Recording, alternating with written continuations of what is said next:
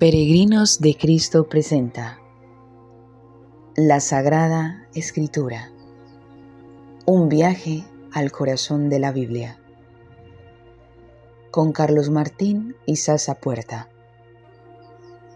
Somos peregrinos de Cristo.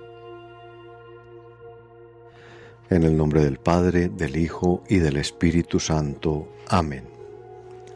Oh Dios, qué calma se siente al saber que descienden las aguas de nuestros caos, y qué armonía se disfruta en la creación restaurada por ti. Danos, Señor, la luz para nunca más perder de vista tu guía y jamás caer de nuevo en las torrenciales aguas de nuestras debilidades. Amén. Hola, peregrinos de Cristo.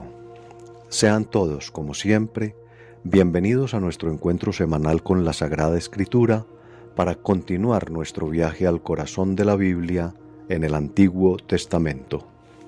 Con ustedes, Carlos Martín y Sasa Puerta, laico defectuosamente al servicio del Señor. Bueno, refresquemos nuestro encuentro anterior, en el cual pareciera que no avanzamos mucho, y realmente no lo hicimos en volumen de conocimiento, debido principalmente a la dificultad que nos plantea la presencia de dos fuentes o tradiciones narrativas. Pero sí avanzamos en conciencia y madurez en el conocimiento de la revelación de Dios, pues creo que cada vez podemos hacer una lectura más juiciosa, seria y nutritiva, tanto intelectual como espiritualmente, de esta riqueza impresionante que es la Sagrada Escritura. Sin embargo, y aunque en nuestro encuentro anterior no sumamos mucho volumen, sí aprendimos mucho sobre la desoladora agitación externa, la agitación aplastante, feroz, violenta, agresiva, depredadora, que hay por fuera del perímetro establecido por el invisible ordenador soberano, Dios.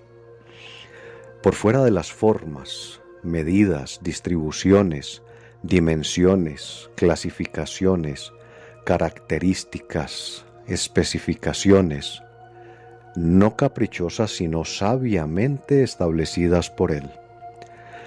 Cómo, estando por fuera de su seno, naufragamos, nos hundimos, nos ahogamos en esa feroz agitación de nuestro total, absoluto y desolador equívoco al alejarnos y quedarnos por fuera de la justicia.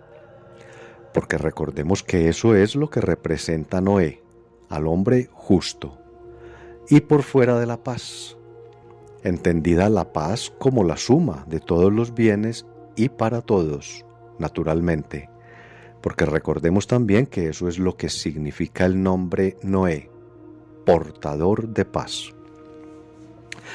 Y además también aprendimos en nuestro encuentro anterior algo muy valioso, y es que cuando el sabio relato de los inspirados escritores sagrados nos habla de que incluso las altas montañas fueron sumergidas en el cataclismo causado por nosotros mismos, se refiere a que no hay escapatoria posible cuando nos empecinamos, enceguecidos, en darle la espalda a la luz y creer que nosotros somos la luz verdadera. Pero no, resulta que no, y que incluso hasta los más elevados y encumbrados, esos que creen estar por encima de todo y de todos, y que creen que permanecerán indemnes, subiendo a las cumbres más altas del poder y las riquezas, se equivocan y también se hundirán en las aguas torrenciales de su equívoco. Quedándonos clarísimo, que la única salvación posible, entendida la salvación como vida y convivencia desde aquí y ya y hasta la eternidad, en contraposición con muerte e individualismo, que es el diluvio que ahoga. Pues decía que esa única salvación posible está exclusivamente dentro del inmutable, repito, inmutable perímetro de la justicia y la paz, establecido desde siempre y para siempre, por eso es inmutable, por Dios, el invisible ordenador omnipotente, omnisapiente, omnipresente, eterno y soberano. Muy bien, y ahora sí, entonces continuemos con nuestra lectura y meditación del libro del Génesis desde el capítulo 7, versículo 24, hasta el capítulo 8, versículo 4 del libro del Génesis. Y las aguas inundaron la tierra por espacio de 150 días. Entonces Dios se acordó de Noé y de todos los animales salvajes y domésticos que estaban con él en el arca. Hizo soplar un viento sobre la tierra y las aguas empezaron a bajar. Se cerraron las fuentes del océano y las compuertas del cielo, y cesó la fuerte lluvia que caía del cielo. Poco a poco las aguas se fueron retirando de la tierra, y al cabo de 150 días ya habían disminuido tanto que el 17º día del 7º mes el arca se detuvo sobre las montañas de Ararat.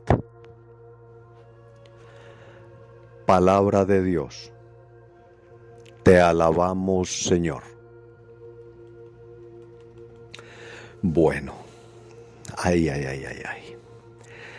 Empezamos hoy con el último versículo del capítulo 7 del libro del Génesis y perteneciente a la tradición sacerdotal. Y dije, ay, por una razón. Y es que en este versículo encontramos una información numérica con la cual me puedo encartar. Espero que no. Pero es que sabemos ya, y muy bien, que los números tienen una gran importancia para aquellos pueblos y culturas de donde provienen estos relatos sagrados, y que por lo tanto los números no son usados al azar o por capricho o de forma accidental, no, sino todo lo contrario, pues con los números nos quieren transmitir información muy concreta y valiosa. Sin embargo, no hay, por parte de los estudiosos de la Biblia, que en nuestro caso de la Iglesia Católica es el Pontificio Instituto Bíblico, asignado a la Pontificia Comisión Bíblica, y por lo tanto, por lo menos de forma oficial y pública, conocida por mí, repito, no hay una certeza definitiva en la interpretación del número 150 en la Biblia, y que es mencionado en este versículo final del capítulo 7 del libro del Génesis como el número de días que estuvo la tierra inundada por las aguas. O por lo menos yo no encontré la confirmación, por decirlo así, oficial, para la interpretación de este número del 150. Pero sí encontré una interpretación que, insisto, para dejar claridad y que no haya malos entendidos, aunque no es presentada como una interpretación oficial, sí me parece muy plausible, seria, juiciosa, cargada de sentido y no forzada ni misteriosa o manipulada o engañosa. Y por lo tanto la voy a compartir con ustedes y cada quien es libre de acogerla o no, pero siendo conscientes de esta advertencia que hago. Esa interpretación, que además me encantó, consiste en la unión de 3 números que deben ser interpretados por separado, es decir, debe ser interpretado tanto el 1 como el 5 y como el 0, pero los 3 formando o transmitiendo un solo mensaje. A ver, se interpretan por separado, el 1 separado del 5 y separados del 0. Pero los 3 juntos transmiten un solo mensaje. Vamos a ver si me hago entender. Veamos pues. El número 1 simboliza a Dios, la unicidad de Dios, representando su poder y autoridad absolutos.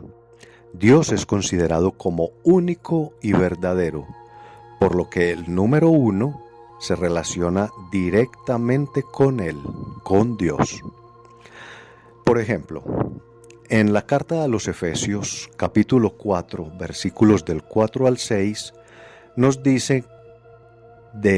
habla de un solo cuerpo, un solo espíritu, como una es la esperanza a que hemos sido llamados, un solo Señor, una sola fe, un solo bautismo, un solo Dios y Padre de todos, quien está sobre todos, por todos y en todos. Eso leemos en Efesios 4, 6. Y en Deuteronomio 6, 4 se dice que escucha a Israel, Yahvé nuestro Dios es el único Dios. Bueno, esas dos entre muchas otras citas donde encontramos el número 1 y siempre este número 1 nos remite a Dios, simboliza, representa a Dios. Eso pues en cuanto al número 1. Ahora, en cuanto al número 5, ya sabemos que significa la abundancia de los dones de Dios. Y creo que no tengo que explicarlo porque ya lo hemos visto y estudiado recientemente con los 5 miembros de la familia de Noé que ingresaron con él en el arca y su grandioso significado. ¿Lo recuerdan? Espero que sí. Y por lo tanto no me extenderé más en la explicación del número 5.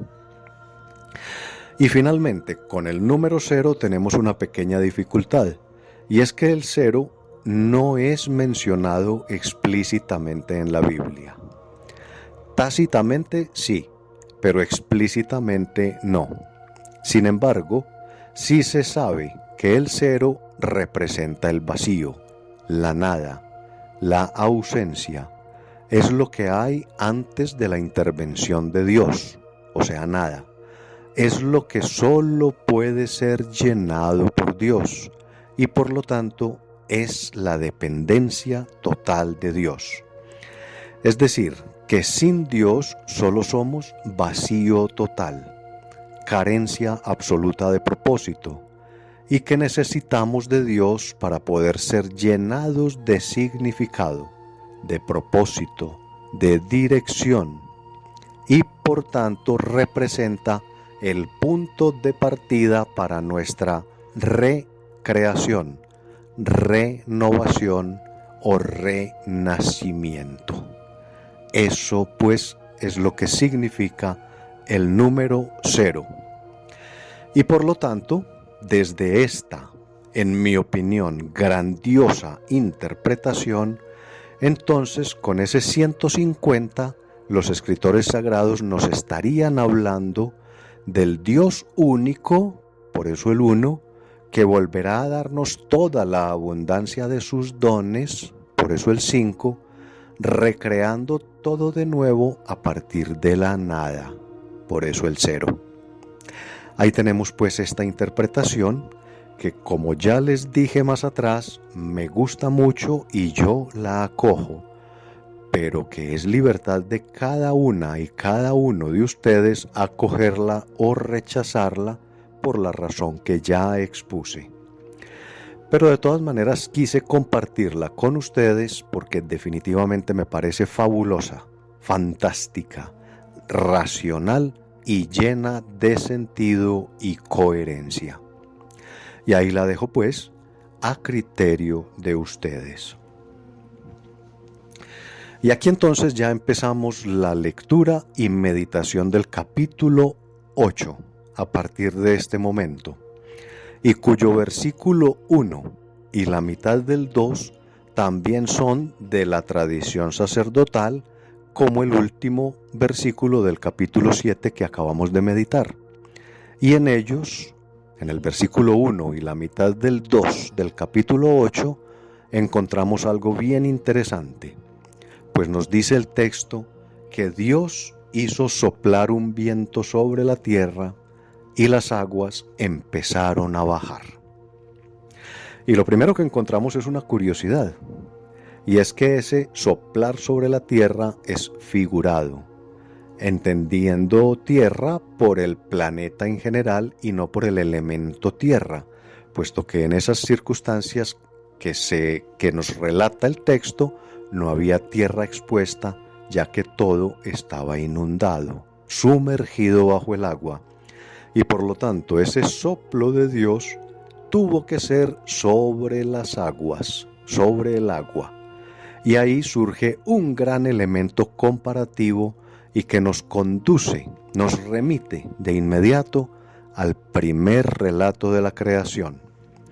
Pues en el Génesis 1, 2, libro del Génesis, capítulo 1, versículo 2, que fue de lo primero que nosotros estudiamos, leemos que el soplo de Dios se cernía sobre las aguas. Ese es el segundo versículo de la Biblia, ahí lo encuentran. El soplo de Dios se cernía sobre las aguas. ¿Sí lo recuerdan? Pues bien, aquí los escritores sagrados, que son de la misma tradición sacerdotal que también escribió el primer relato de la creación, vuelven a usar la misma expresión para transmitirnos el mismo concepto. El Espíritu Santo de Dios imponiéndose, que eso es lo que significa sobre las aguas, sobre la adversidad y llenando el vacío, la nada, que era lo que había antes de la creación y lo que queda después del diluvio. Si alcanzan a ver esa similitud, ese paralelo tan marcado, maravilloso. O sea, el volver al inicio, el rehacer o recrearlo todo de acuerdo al diseño original establecido por Dios, el invisible ordenador soberano. Y lo anterior es reiterado en la segunda mitad del versículo 2 y en la primera mitad del versículo 3 por la otra tradición, ya la tradición ya vista. Por eso es que parece como si fuera una repetición. No lo es simplemente la narración hecha por la otra tradición. Ya de eso pues hemos hablado bastante y creo que ya entendemos con facilidad esta dificultad o esta particularidad, esta especialidad que tiene este relato. Y ahora pasamos a la segunda mitad del versículo 3, donde volvemos a cambiar de tradición. Miren ustedes, este ya le pertenece a la otra tradición, a la sacerdotal, y nos da una cifra igual, tanto para el ascenso como para el descenso de las aguas del diluvio, como unificando todo el proceso, y esa palabra es clave, proceso, es decir, el derrotar lo malo, las tinieblas, y elevar lo bueno, la luz, queda aunado, unificado a través de una cifra idéntica, el 150 que ya vimos, que ya estudiamos más atrás, indicándonos que eso no se puede separar. No se puede separar la inmersión o la sumersión de los males con el surgimiento de los bienes. Eso tiene que ser un proceso unificado, ¿sí? Eso hace parte de una unidad. Por eso utilizan la misma cifra, 150 días sumergidos y 150 días para empezar a bajar las aguas. Se demoraron en bajar las aguas. Y ya pasando al versículo 4, nos encontramos con otra gran dificultad, y mayor aún que la de la interpretación del 150. Y en este caso ya se trata de una fecha, que sabemos que no debe ser caprichosa, pero que aparentemente no tiene un significado especial a menos, atención a eso, a menos que sea profética, es decir, a no ser que con ella estuvieran anunciando acontecimientos futuros, acontecimientos por venir, que sucederían mucho después. Pues resulta que el día 17 de Tamuz, que es el mes séptimo de los judíos, y que es el que está mencionado allí en este versículo, es un día de duelo y ayuno. Bueno, está mencionado en ese versículo como el día que el arca tocó tierra, ¿sí? Y es un día de duelo y ayuno en el cual los judíos conmemoran varios eventos trágicos. Pero resulta que estos eventos trágicos, la conmemoración de estos eventos trágicos es muy posterior a los relatados en el texto del diluvio. Por eso digo que sería una interpretación profética y por eso también la comparto con ustedes, pero la dejo a discreción de cada uno y cada una de ustedes. Esos 5 acontecimientos que se conmemoran, repito, mucho tiempo después de los sucesos relatados en el diluvio son: el primero, el día que Moisés destruye las primeras tablas de la ley cuando ve a los israelitas adorando el becerro de oro. Ese es el primer acontecimiento trágico por el cual el 17 de Tamuz los judíos celebran este duelo o conmemoran este duelo.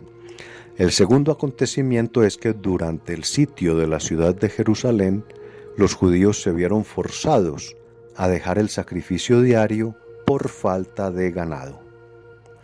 El tercero fue que un general romano llamado Apustmus quemó un libro de la Torá, del libro sagrado de los judíos. El cuarto acontecimiento trágico es que un ídolo fue colocado en el templo de Jerusalén. Y el quinto es que los muros de Jerusalén fueron destruidos por los romanos en el año 69 después de Cristo y muchos años antes por los babilonios. Ambos hechos terminaron en la destrucción del templo. El templo fue destruido tanto por romanos como por babilonios. De manera pues que esos son los 5 acontecimientos que, insisto en esto, muchos años después coincide con la fecha, son conmemorados en esa fecha, el 17 de Tamuz, que coincide con la fecha que es mencionada en nuestro relato del diluvio como el mes séptimo de los judíos, el día 17 del mes séptimo de los judíos. De manera que este dato también, igual que el de la interpretación del número 150, queda a discreción de cada una y cada uno de ustedes. Y concluye este versículo 4, dándonos una ubicación del lugar donde supuestamente se detuvo o encalló el arca. Lugar que ha sido motivo de investigaciones de todo tipo a lo largo de la historia. Por supuesto, sin resultado alguno, pues estamos hablando de un relato alegórico. De eso creo que lo tenemos claro desde el principio de nuestro estudio, de nuestra meditación de estos textos, que estamos hablando de relatos alegóricos, no históricos, en el cual pueden ser mencionados lugares, claro que sí, tanto lugares como otros datos, nombres, etcétera, que pueden ser reales. Sí, claro que sí, no hay ningún problema, pero no así los relatos que los mencionan, ¿cierto? No es necesario que el relato sea real, aunque se esté mencionando un lugar que sí lo es. Y este es, muy seguramente, el caso del monte Ararat como supuesto destino del arca. Repito, allí se han hecho investigaciones de todo tipo, arqueológicas, radiológicas, en fin, han buscado y buscado el arca, o rastros, o vestigios, o cosas por el estilo. Nada, no se ha encontrado nada. Entonces, con las aguas descendiendo y ya tranquilas, o sea, con los enemigos, con las amenazas ya controladas y pudiendo disfrutar de la calma y plenitud de la restauración de tu creación, nosotros, los peregrinos de Cristo, nos encontraremos de nuevo aquí en una semana para seguir conociendo y aferrándonos a esa paz y para seguir descubriendo qué más misterios tienes tú, Dios, para revelarnos. Hasta entonces, peregrinos de Cristo, gloria al Padre, gloria al Hijo y gloria al Espíritu Santo.